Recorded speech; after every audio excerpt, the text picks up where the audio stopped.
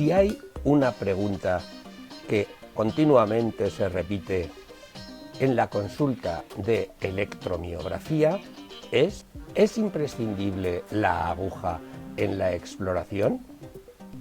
¿Por qué se usan las agujas en electromiografía? ¿No hay alternativa? La electromiografía es el estudio de la actividad eléctrica del músculo. No se refiere únicamente al estudio electromiográfico a que nos estamos refiriendo ahora, que se incluye en el electrodiagnóstico. La figura está tomada de un registro de sueño. El aumento de actividad muscular se relaciona con un alertamiento y se ha realizado con registro superficial. Lo mismo podría decirse de un registro de temblor o de la utilización de la electromiografía para el registro de la expresión facial. A diferencia de estos casos, la electromiografía en la clínica requiere utilización de agujas. Vamos a ver por qué son necesarias. El electrodo más comúnmente utilizado en electromiografía fue desarrollado por Adrian. Se le denomina electrodo concéntrico. Es como una aguja de inyección intramuscular que no es hueca, sino que lleva un electrodo metálico ocupando el centro. En electromiografía medimos la variación de voltajes en el tiempo.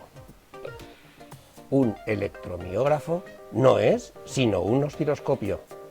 Cuando registramos con un electrodo concéntrico, medimos la diferencia de potencial entre el punto central del extremo de la aguja y la vaina metálica que lo rodea.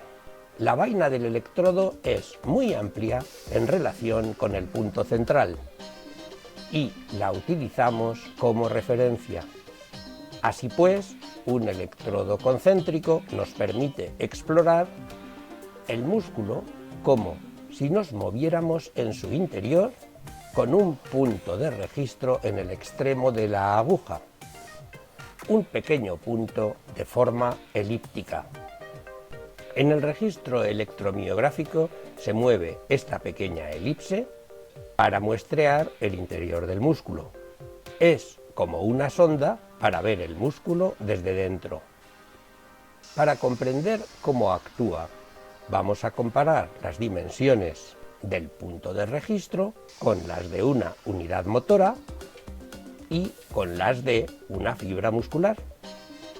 Las fibras musculares que dependen de un axón, o sea, las que pertenecen a la misma unidad motora, se agrupan en un espacio circular de aproximadamente 5 milímetros de diámetro. El electrodo concéntrico tiene un grosor de menos de medio milímetro. El punto del electrodo es pequeño comparado con el espacio ocupado por la unidad motora. Una fibra muscular tiene aproximadamente 50 micras de diámetro. El punto central del electrodo cubre el espacio ocupado por unas pocas fibras musculares y es pequeño comparado con el espacio ocupado por una unidad motora. Frecuentemente analizamos un músculo para ver si ha perdido total o parcialmente la inervación a consecuencia de un daño del nervio. Cuando esto sucede, las fibras aisladas que han sufrido denervación producen un patrón eléctrico que se denomina fibrilación. La fibrilación está en relación con la despolarización espontánea de una sola fibra muscular. Mediante el electrodo concéntrico muestreamos el músculo para ver si muchas de las fibras musculares que lo integran están produciendo fibrilación. Cuando se contrae un músculo, Todas las fibras de un mismo axón se activan simultáneamente. La estructura interna de la unidad motora se modifica si se ha reorganizado tras sufrir el músculo una denervación parcial. Este hecho también se manifiesta en el registro eléctrico y podemos valorarlo variando la posición del punto de registro dentro del músculo. Esto es, mediante un muestreo de la forma de los potenciales de unidad motora en diferentes partes del músculo. Solo las fibras más próximas al electrodo participan de forma importante en la generación del potencial de unidad motora. Finalmente, a medida que contraemos el músculo con mayor intensidad, se activan más y más unidades motoras. Y esto también podemos valorarlo en diferentes puntos del músculo. Gracias a su pequeño punto central, en el registro solo se expresan algunas fibras en reposo y algunas unidades motoras en diferentes grados de actividad voluntaria. La relación aproximada de tamaños con las fibras se muestra en este esquema. De todas las fibras de una unidad motora, solo las cercanas al punto central y únicamente en la dirección del bisel de la aguja participan en la actividad electromiográfica detectada, modificando levemente la posición de la aguja o rotándola. Muestreamos diferentes partes del músculo. El estudio electromiográfico muestrea el músculo en diferentes posiciones.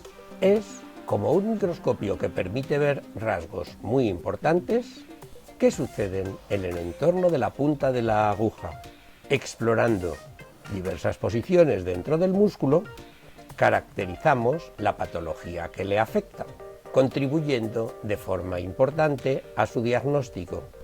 En resumen, salvo en algunos estudios de conducción con una localización clínica muy precisa, como en el síndrome de canal carpiano, no es posible un electromiograma de uso clínico propiamente dicho sin utilizar electrodos de aguja. La molestia de su uso en general es pequeña. La mayor parte de los pacientes así nos lo indican. Se utilizan electrodos desechables, con un filo muy marcado que son poco molestos, y se intenta minimizar el tiempo necesario para la exploración de cada músculo. Y sí, la mayor parte de los electromiografistas hemos probado en nosotros mismos la inserción de la aguja y conocemos perfectamente la sensación que produce.